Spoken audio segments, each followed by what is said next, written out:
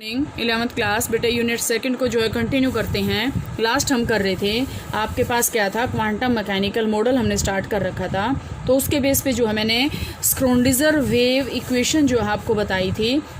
Schrödinger wave equation के base पे आपके पास देखो बेटा क्या आएगा, इसी के बेस पे आगे हम इसको कंटिन्यू करते हैं क्वांटम मैकेनिकल मॉडल को। तो क्वांटम मैकेनिकल मॉडल के बेस पे आज जो हम टॉपिक करते हैं ऑर्बिट एंड ऑर्बिटल को डिस्कस करेंगे। Orbit and orbital, what is the main point of difference between orbit and orbital, कि ऑर्बिट और ऑर्बिटल के बीच में डिफरेंस होता क्या है।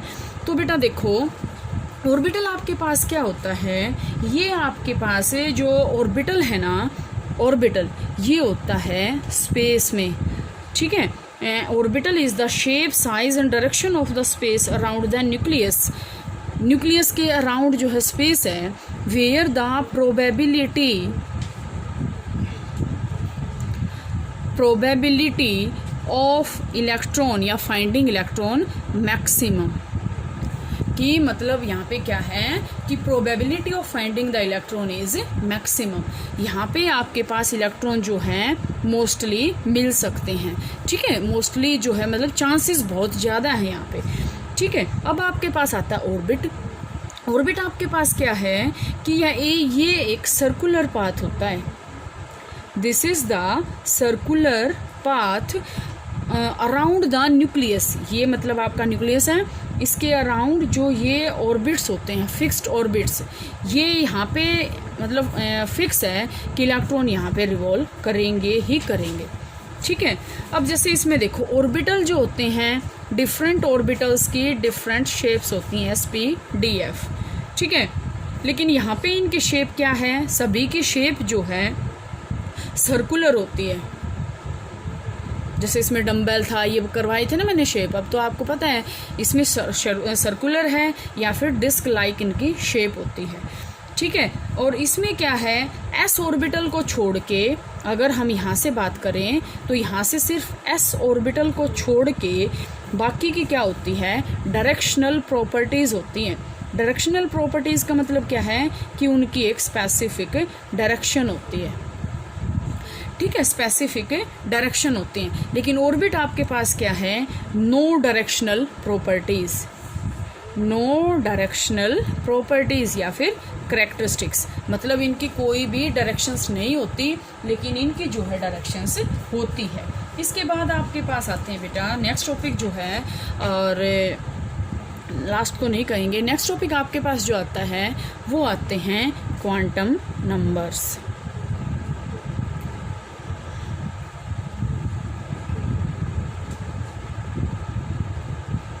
क्वांटम नंबर्स, अब मैं आपको इनकी डेफिनेशन बताऊं। सबसे पहले तो क्वांटम नंबर्स जो होते हैं 4 होते हैं, set of 4 numbers, set of 4 numbers, set of 4 numbers, ठीक है,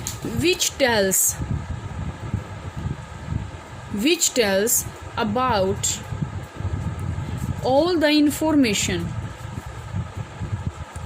रिगार्डिंग इलेक्ट्रॉन, कि इलेक्ट्रॉन के रिगार्डिंग जितनी भी इंफॉर्मेशन हैं वो सारी की सारी आपको कौन बताता है, क्वांटम नंबर बताते हैं। जैसे आपको पता है मैंने आपको क्वांटम नंबर 4 करवा रखे हैं, N, L, M, S।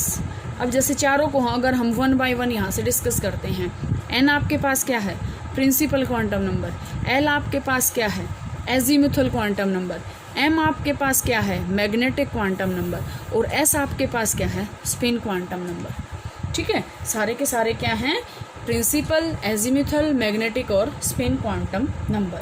सबसे पहले बेटा हम करते हैं प्रिंसिपल क्वांटम नंबर को। प्रिंसिपल क्वांटम नंबर आपको बताता क्या है, एक तो ये बताता है average distance of electron from nucleus, कि न्यूक्लियस से इलेक्ट्रॉन का डिस्टेंस है कितना, वो ये एवरेज डिस्टेंस जो बताएगा उसको हम बोलते हैं प्रिंसिपल क्वांटम नंबर, ठीक है। इसके बाद आपके पास आता है इसी को करते हैं एक बारी, पहले इसको पूरा का पूरा करेंगे, इसको मैं मिटो देती हूँ। Principal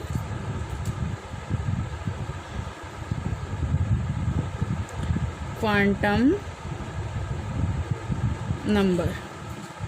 principal quantum number, principal quantum number देखो, सबसे पहले तो मैंने बता दिया average distance of electron from nucleus, कि न्यूक्लियस से इलेक्ट्रॉन का डिस्टेंस है कितना वो बताएगा। दूसरा इसको क्या बताएगा, मेन लाइन ऑफ स्पेक्ट्रम यही बताएगा, मेन लाइन ऑफ स्पेक्ट्रम जो होता है यही डिस्कस करेगा, ठीक है।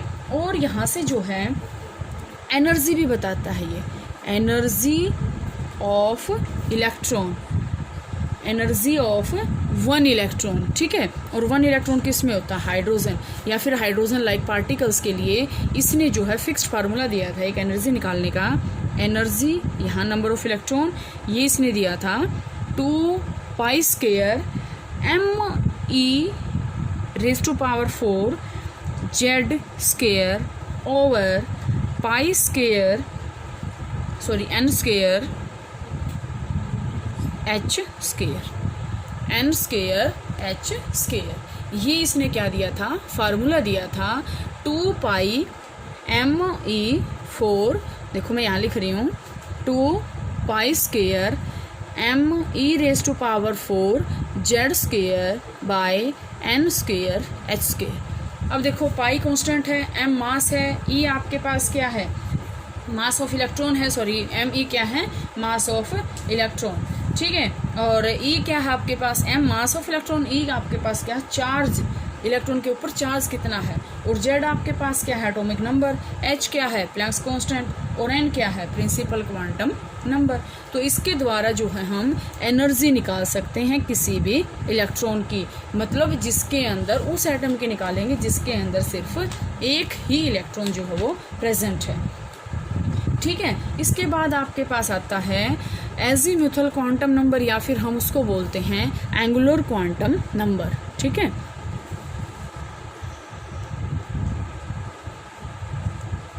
Azimuthal quantum number, azimuthal quantum number, this is denoted by L, this is denoted by L। ये आपको क्या क्या बताएगा, एक तो बताएगा सब शेल बताएगा, ठीक है। और ये क्या बताएगा, एनर्जी बताएगा सब शेल की ही, ठीक है। और क्या बताएगा, शेप्स बताएगा, सब शेल बताएगा नंबर, उसकी एनर्जी, और उन्हीं की क्या बताएगा, ये शेप्स भी बताएगा, ठीक है। अब जैसे इसने बता दिया एनर्जी बताएगा, तो एनर्जी का अगर आपके पास ऑर्डर कोई पूछ ले, आपके पास पता सब शेल कौन कौन से होते हैं, S, P, D और F, 4 सब शेल हैं। अब इनका अगर ऑर्डर पूछ ले तो आपके पास जो S का सबसे कम, P, D, F, आगे कोई आ जाए तो G, S, P, D, F, G, मतलब S की जो एनर्जी वो सबसे कम होती है, क्योंकि S बिल्कुल लोअर होता है, फिर P, फिर D, फिर F, फिर G, ऐसे होते हैं ना एनर्जी। तो ये जो है इसकी लोअर एनर्जी होती है सबसे। इसके बाद आपके पास जो नेक्स्ट आता है, और हम इसकी वैल्यू कैसे निकालते हैं, L की वैल्यू आपके पास क्या होती है, n-1, ठीक है। L आपके पास क्या है, 0 भी होती है और n-1 भी होती है। 4 सब शेल हैं, S, P, D और F।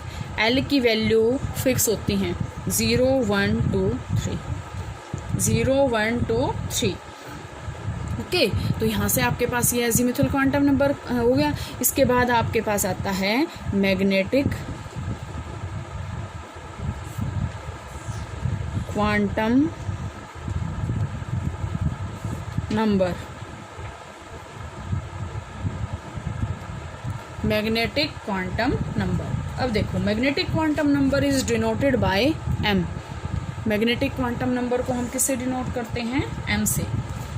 अगर हम इसको M से डिनोट करते हैं तो ये आपको क्या बताता है, ये आपको बताता है, M आपको क्या बताता है, उसका मैग्नेटिक मोमेंट बताता है, ठीक है, मैग्नेटिक मोमेंट, ठीक है। मेजर ऑफ मैग्नेटिज्म भी हम कह सकते हैं इसको, कि इसके कारण हम मैग्नेटिज्म जो है फाइंड आउट कर सकते हैं कि वो पैरामैग्नेटिक है, डाई मैग्नेटिक है, फेरोमैग्नेटिक है, एंटी फेरोमैग्नेटिक है, जो भी है। और यहाँ से आपके पास जो M की वैल्यू होती हैं वो होती हैं +L2 -L। Plus L2 minus L, यही होती हैं, sorry minus L2 plus L, minus L2 plus L, ये इसकी जो है वैल्यूज़ होती हैं। लास्ट आपके पास आता है बेटा spin quantum numbers. Spin quantum number, spin quantum number आपके पास क्या होता है? Spin quantum number is denoted by S, या फिर हम कह देते हैं उसको MS, ठीक है। ये आपको बताता क्या है कि ये बताता है आपको स्पिन एंगुलर मोमेंटम, या फिर हम बोल सकते हैं इसका total angular momentum. Total angular momentum क्या बताता है ये आपको? Total angular momentum. और आपके पास ये क्या होता है बेटा, एक आपके पास होता है क्लॉकवाइज और दूसरा होता है एंटी क्लॉकवाइज। क्लॉकवाइज और एंटी क्लॉकवाइज, इसकी वजह से आपके पास इसकी plus half and minus half जो है वैल्यूज़ होती हैं, plus half and minus half values होती हैं, ठीक है। तो यहाँ से आपके पास बेटे ये ऑर्बिटल्स हैं, ये यहाँ से आपके कंप्लीट हैं। इसके बाद आपके पास प्रिंसिपल आएंगे, आज नहीं कर रहे वो कल करेंगे।